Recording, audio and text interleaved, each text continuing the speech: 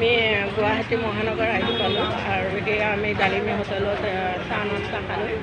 বহুত ভাল লাগিল, ইয়াৰ নাস্তাবোৰ খুব ধুনীয়া, খাই বহুত ভাল লাগিল।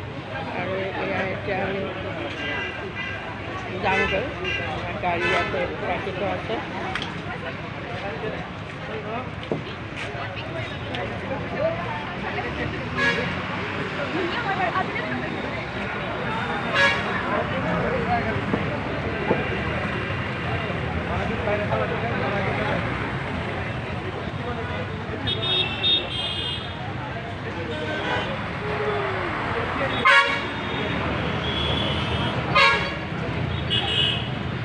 সেইখিনি সময়ত আচলতে বহুত ভিৰ, গাড়ী মটৰ মানুহ বহুত ভিৰ।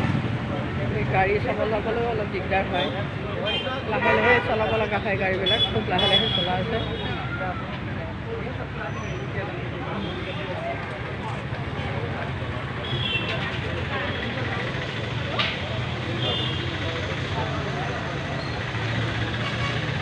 এয়া ডালিমী হোটেল।